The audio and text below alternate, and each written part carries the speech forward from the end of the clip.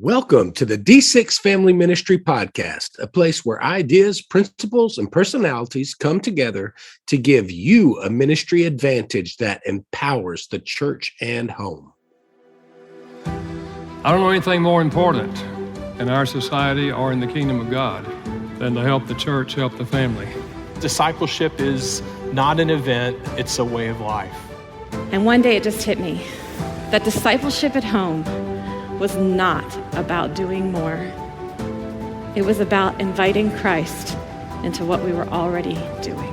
The goal of family ministry is not families sitting on the couch holding hands and singing Kumbaya. The ultimate goal is families that love God, love people, and make disciples of all peoples. So that's why you're here. You're here to say 1 hour a week, as significant and as awesome as it is, we know that it's not enough and we want to be intentional with every hour. You're listening to the D6 Podcast. Here are your hosts, Marianne Howard, Ron Hunter, and Josh Wooten.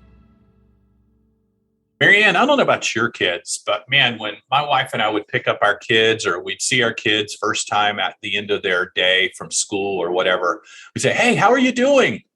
What was the most common answer your kids give? Because I know what ours were. It was a shrug. It was okay or fine.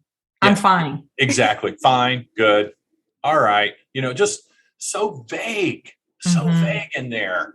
And it's like pulling teeth to get them to say more, especially if they were distracted or if my daughter wanted to plug in her earbuds, or our son, he's a total introvert.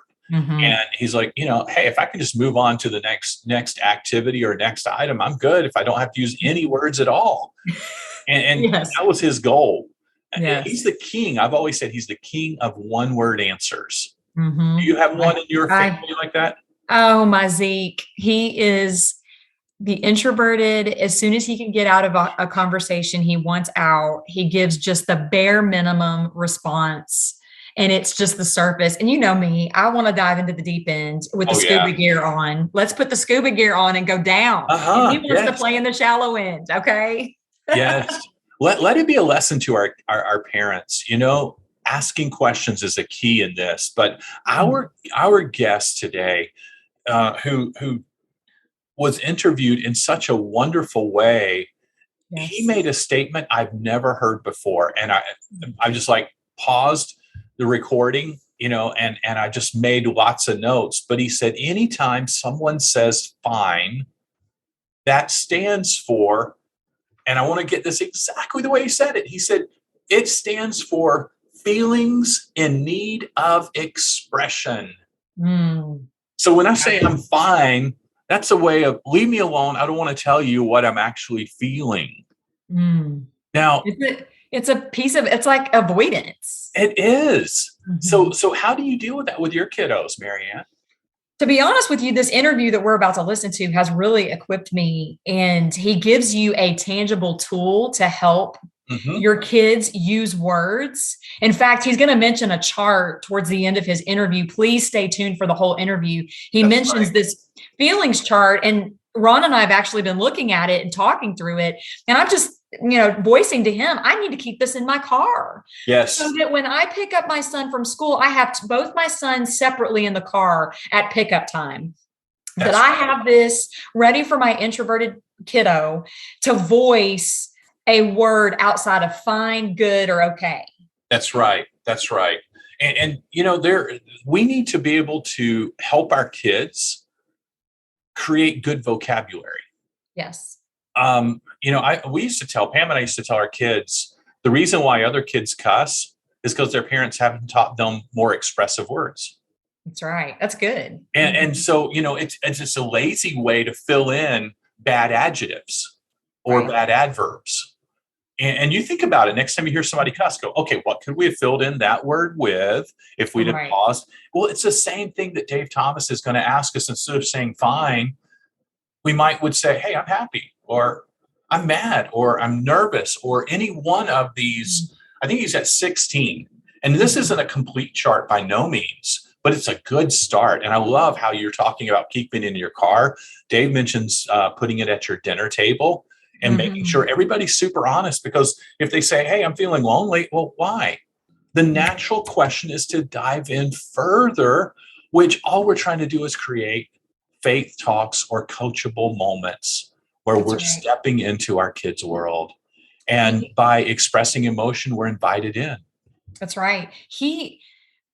One of the dangers that we're seeing in research right now with Gen Alpha and Gen Z is they're not landing jobs because they're not giving eye contact in interviews. And that's a disturbing trend to me. Yes. And I think one of the things that Dave Thomas really reiterates in this interview, and I'm just excited, I will tell you, moms and dads and ministry leaders, this is a get your pen ready, because he's going to give you a lot of practical nuggets to apply in your living.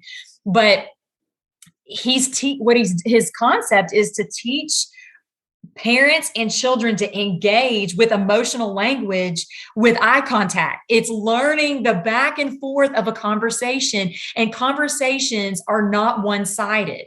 And he shares a story about an arrogant man that he encounters who doesn't know how to listen. And I don't want to raise boys who are so arrogant and so me-centric because they're not emotionally competent, that they're so one-sided in their communication. That's what I left with oh my goodness, I don't want to raise monsters. I want to raise empathetic listeners who participate in emotional conversation. That's right. Well, there's a ton. I'm with Mary Ann. I've got a long list of notes. I can't wait to debrief on the other side of this. I doubt we get to all of them. We'll hit some highlights of this because there is way too many. This is one of those interviews I would recommend you hear today. Try to implement these over the next 3 or 4 weeks and then revisit the interview to help further coach you up. There are just some powerful interviews that require more than one listening. This is one of them. Absolutely. So let's take a break and we're going to dive into the interview with Dave Thomas.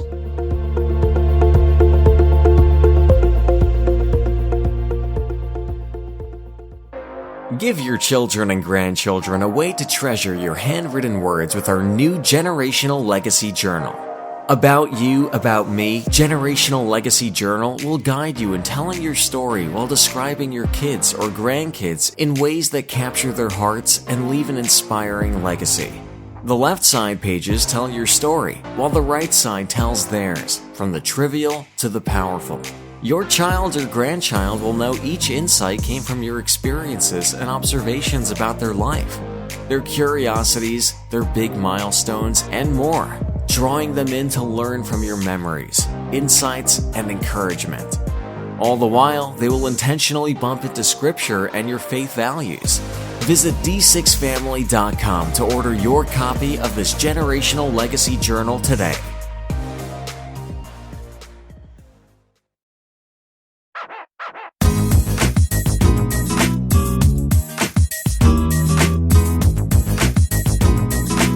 David Thomas is the Director of Family Counseling at Daystar Counseling in Nashville, Tennessee.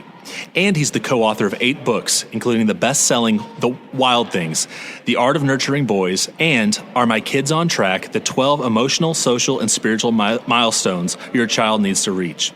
He's a frequent guest on national television and podcasts, has been featured in publications like USA Today, and he speaks across the country.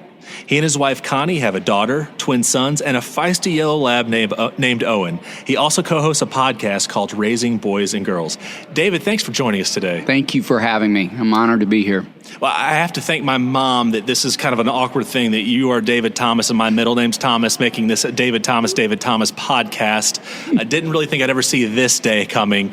But it's making it so easy for both of us to remember names. Yes, and for those listening, just remember, one of us is the expert and the other one is talking right now. So that should be pretty easy to decipher. And when I say expert, I do mean expert because I'm really excited to talk to you today. We're talking about your book, Are My Kids on Track? This is a book that I read in one sitting because I couldn't stop going through it, and I think I went through 4 or 5 highlighters just bleeding all over the pages. There was so much there, so much good stuff. It's a book that I would call a game changer when it comes to parenting. From the time that babies are born, everything seems to be about measuring milestones. On the physical side, we want to make sure that they're crawling at the proper time, they're walking at the proper time. On the intellectual side, we want to make sure they're talking at the proper time and they're reading when they're supposed to be. But sometimes that's the extent of our milestones. Your book, however, views milestones from a different perspective. Why did you focus on emotional, social, and spiritual milestones? Well, first off, thank you. Those are incredibly generous words. I really appreciate it. And it means the world to me to hear parents talk about what it was like to go through the book and find meaningful content. This book felt as important as anything I've written to date. Yeah. It really did. And I think it was birthed out of seeing greater and greater evidence in my practice. I've been working with the pediatric population for almost 25 years now, and just seeing greater evidence of where kids are struggling more and more. And for example, the stats were really high around anxiety and depression for kids and adolescents pre-COVID. They're even worse now. And so just strong evidence of where it's incredibly difficult for kids and adults, for that matter, to figure out how to take the emotion to something constructive, to move in a healthy direction. And so, as you wisely shared, in the pediatrician's office, we're having these really thoughtful conversations, tracking closely with our kids' physical development.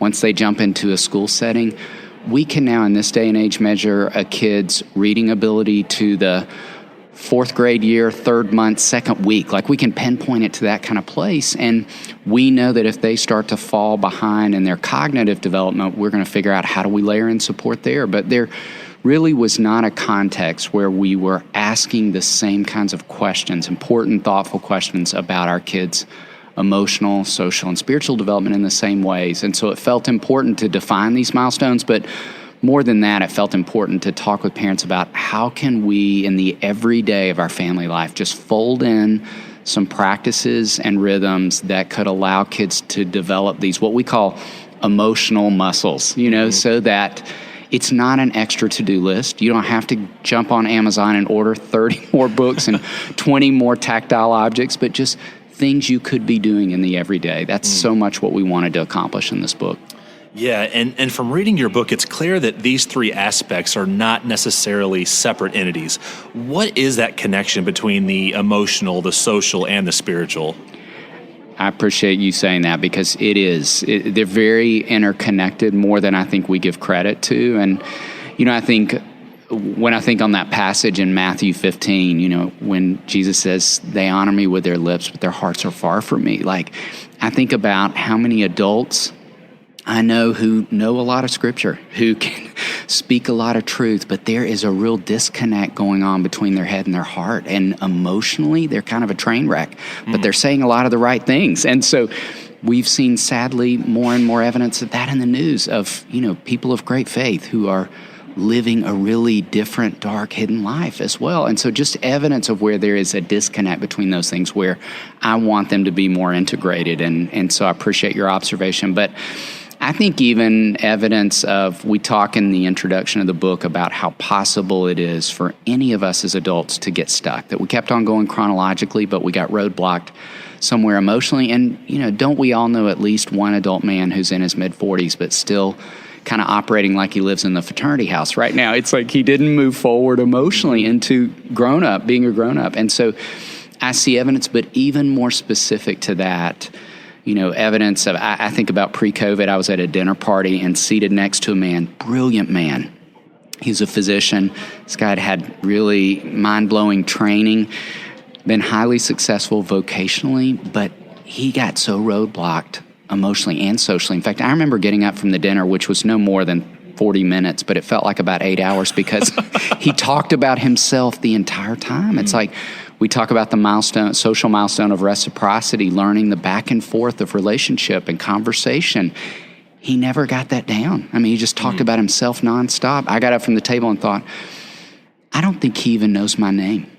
I know he knows nothing about me, because he never got that one down. And again, it's very possible. There are a lot of adults in this world who are chronologically kept going, but got somewhere roadblocked emotionally, socially, or spiritually. Now, I was talking to a youth pastor recently who said that parents in his church were so focused on a 4.0 GPA, they were so focused on their kids' sports, they were so focused on their kid getting into a great college, that church and spiritual involvement and spiritual growth began to regress, and it took a back seat. What damage are you seeing when the quantifiable starts taking precedent over the emotional, social, and the spiritual? It's a great question.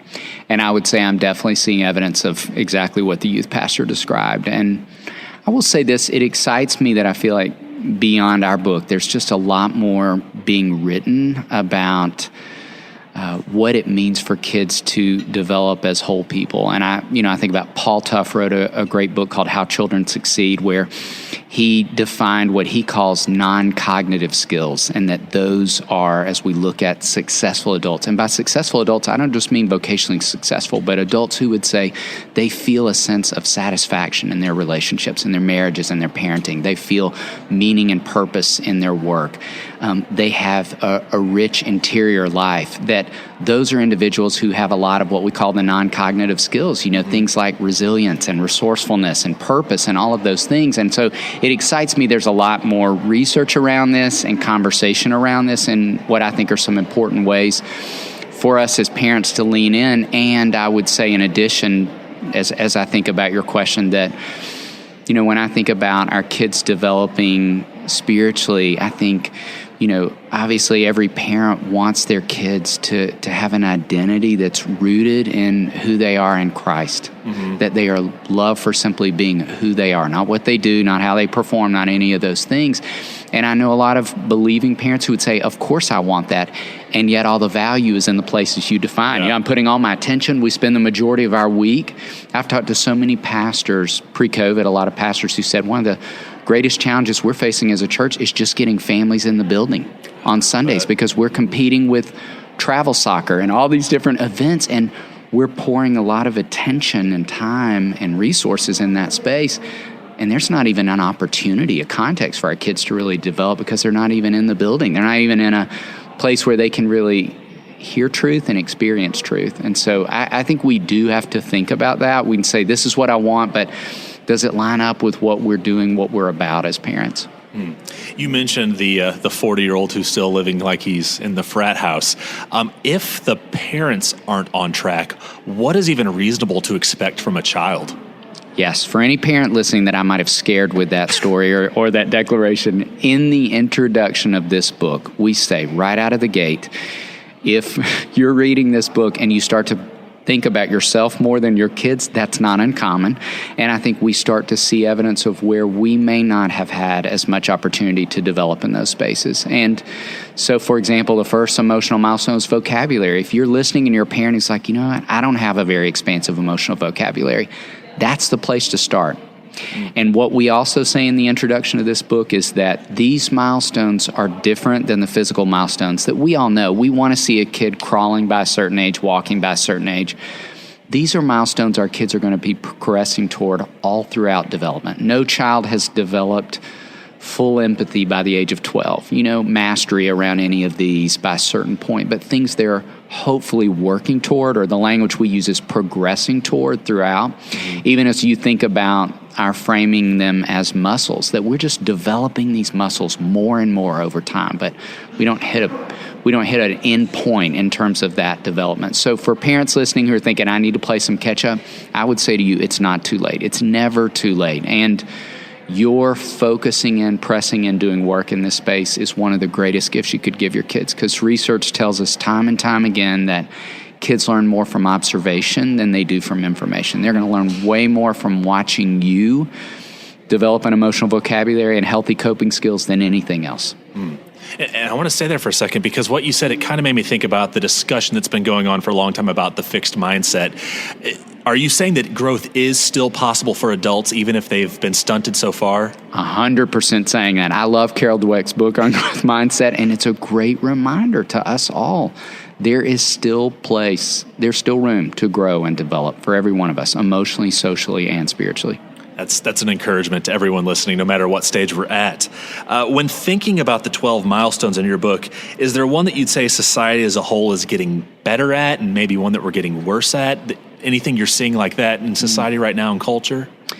I would say, on the one hand, I think we are, and I think this pandemic has even invited us deeper into this, talking more about our emotional experience than ever before, and that excites me. We're using more emotional vocabulary. We're coming into a richer, deeper understanding of how important that is to well-being.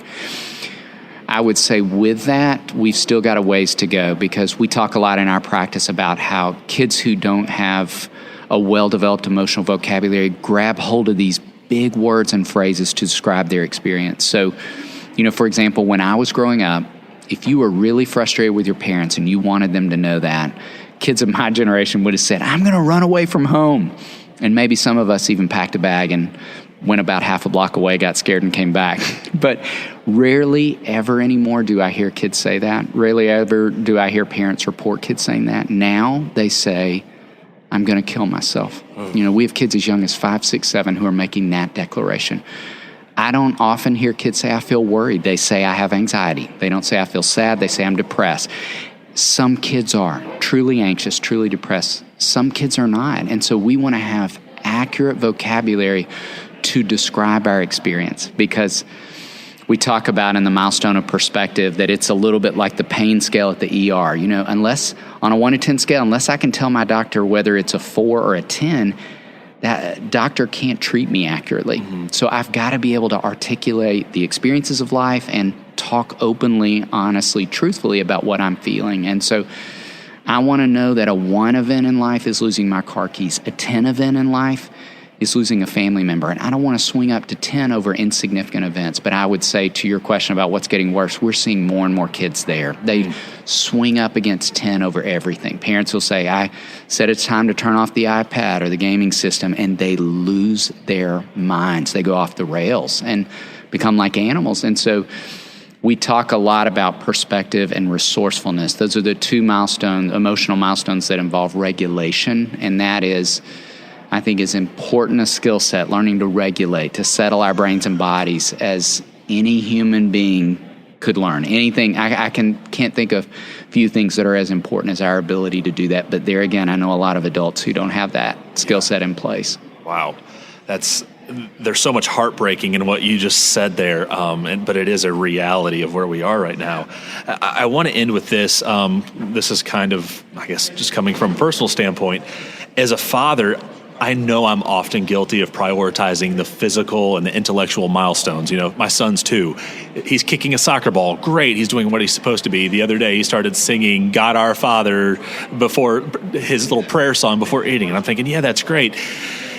And yet I step back sometimes and think, those things are good. Those things are great. But that's probably what is not the most important thing in life. As parents, what should be our main goal for our children when it comes to these 3 things that you've talked about? I'd say, first of all, to you as a father, I'm not worried about you. The fact that you're thinking about it and asking it in the way you're asking is evidence of your leaning in. And that would be the first thing I'd say to parents, of just keep leaning in. Keep leaning in farther. And when I talked on the front side about, wanting it to be everyday practices, if you were to jump on our website right now, raisingboysandgirls.com, we've got a feelings chart you could download off the website. That would be a great starting point of just integrating these. If you just had that sitting out on the dinner table, and as we're checking in as a family on our day, how was your day? Don't say fine. Any parent listening, fine is not on the feelings chart anywhere. Fine is an acronym for feelings in need of expression. But folding in vocabulary. You know what? Today I felt sad. I think I said something that hurt a friend's feelings, and I didn't mean to. Knowing, again, that that's landing on kids. They're sitting front row to that experience. Again, they're learning through observation. That would be a starting point.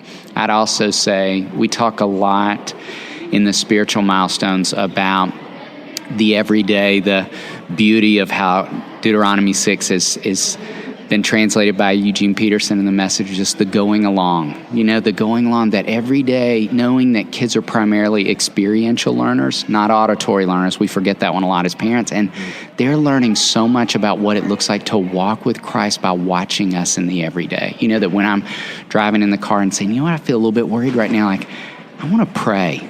I want to pray and ask God to help me. And then I want to do some deep breathing for a few minutes, like knowing again that that's landing on the kids we love. They're absorbing that experience more than what they're hearing. They're watching.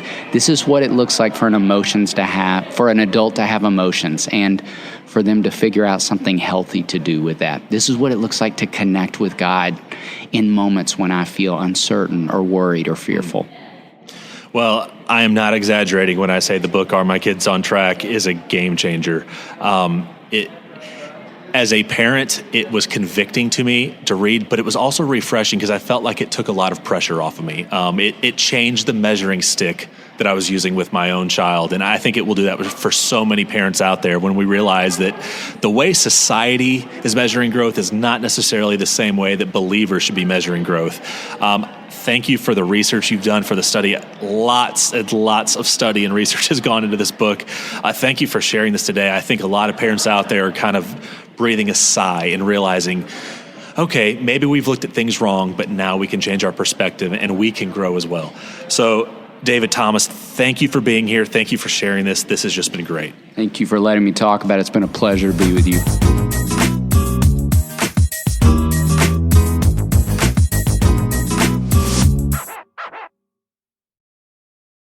Okay, Marianne, this was powerful. I feel like, the magnets on the refrigerator that you can set up, or you put on your dishwasher that says clean or dirty to let people know whether or not the dish is in there. Well, little sliders, on your refrigerator, measuring those three areas: emotional, social, and spiritual. Let's pretend we had sliders on our refrigerator that we didn't move, but they automatically moved to tell everybody in our home on a scale of 1 to 10, where are we emotionally today? Where are we socially today? Where are we spiritually today? Oh my word. That was so revealing. Yeah. I mean, we might be totally all in it with social game, but emotionally just hurting. He called the word roadblock. Yes. It was roadblocked. Mm-hmm. Oh, what did that do to you when you heard him talking about this? Oh, and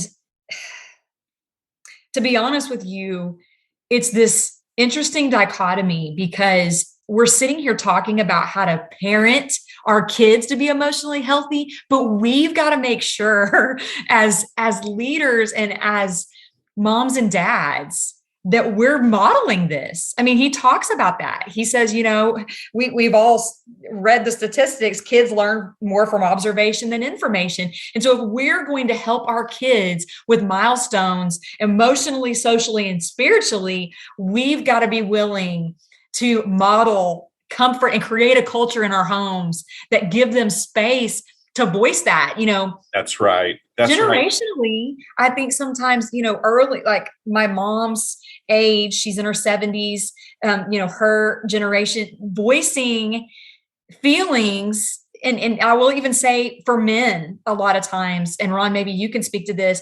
Some of these three areas can be difficult to know how to articulate. Oh, yes, 100%. And again, for guys, I feel like it's a little bit, I'm ashamed to say this, but kind of like the Pharisees, who, if we can just find one part of the law that we can keep perfectly, we can ignore all the others. So if I can pick one of these three and go, okay, I'm pretty good there, I can ignore the others, but that doesn't create that I'm just sharing from my heart here. Sure. Again, I want to perfect that one skill. I want to be really good. And then beyond that, I can jettison everything else.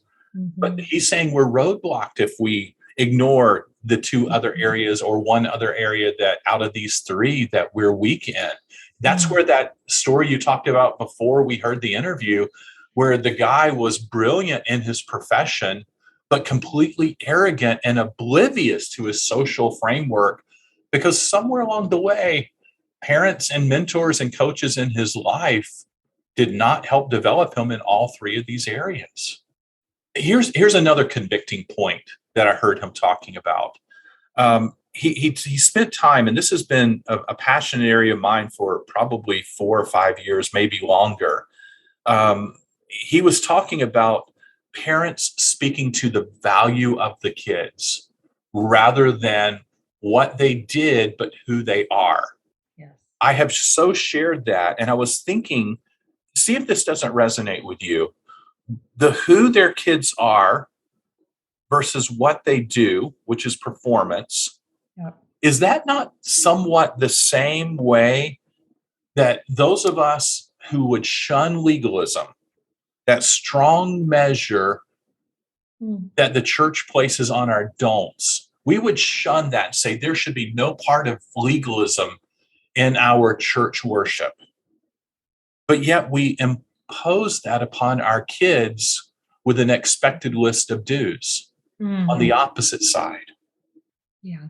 We think about grades or athletics or behavior, and we only measure that portion of our kids rather than their character and their attitude and their integrity.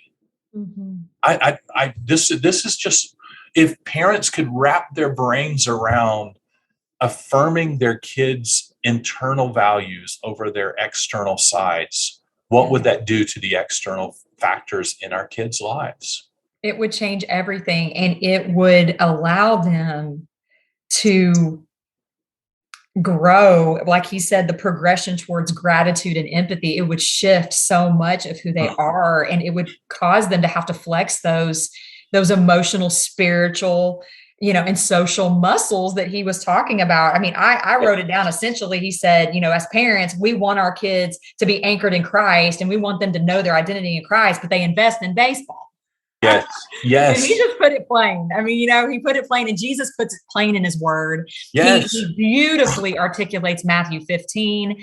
And I think it's definitely a mindset shift, because we always naturally measure what we can see. I think that's our human nature, that we measure what we can see, but we abandon measuring, man, he's confessing sin to the Lord, or he's asking his brother for forgiveness. And we don't make big deals about that. And he mentioned that, like, we see the highlight reel on social media and we promote, he won his tournament, he's got a full ride to Baylor, that's right, whatever. But we don't see the post from parents that said, he really ticked his brother off, and you know what? He stopped and asked for forgiveness. Yes. Or he held his 72-year-old grandma's hand across the ice.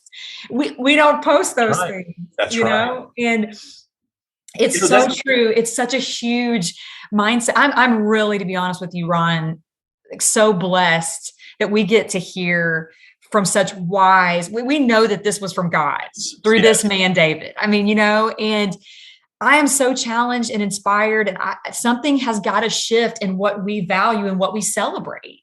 That's right. And the same is true for my friends out there that are grandparents.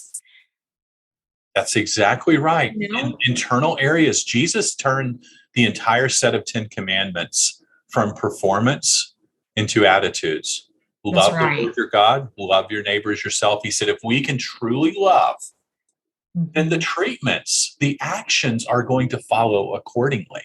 That's right. And, so many things have taken place in our culture and history when they become an attitude from the internal side. Then we fix all the structure on the outside, whether or not it's civil rights or slavery or mistreatment in, production lines, assembly lines and factories.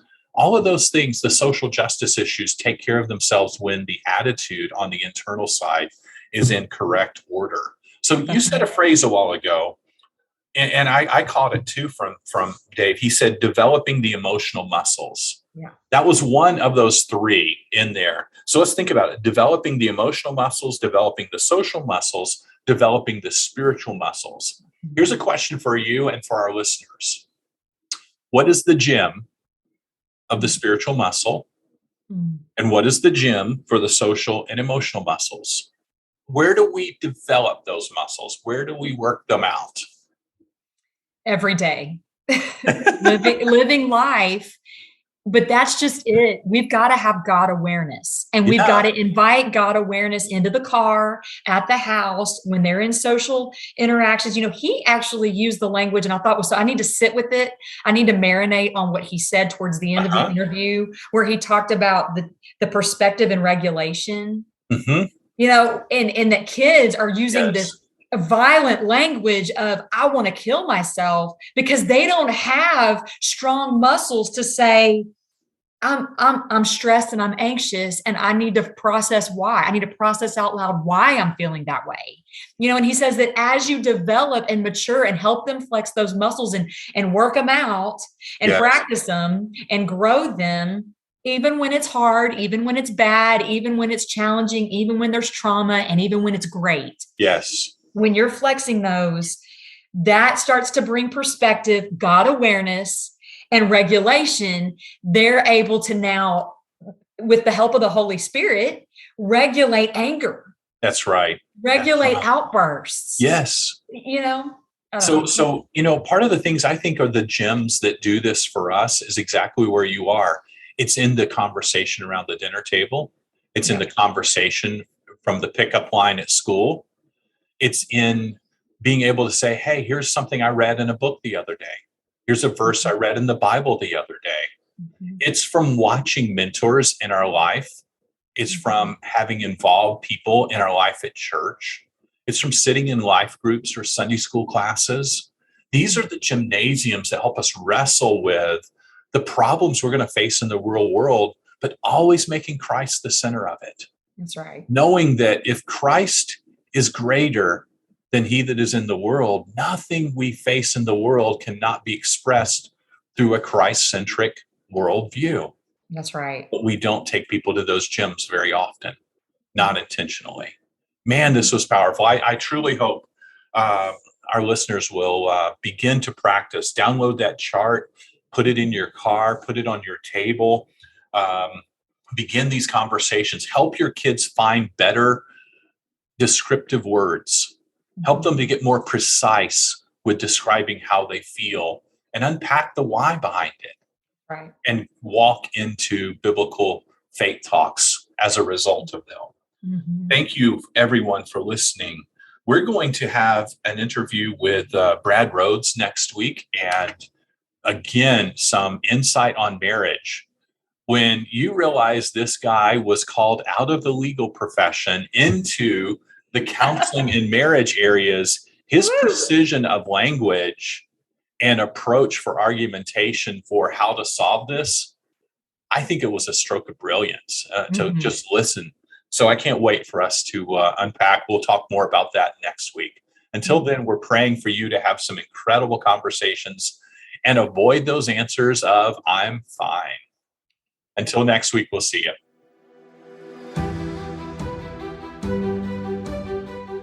You've been listening to the D6 Podcast. You can learn more about D6 at d6family.com.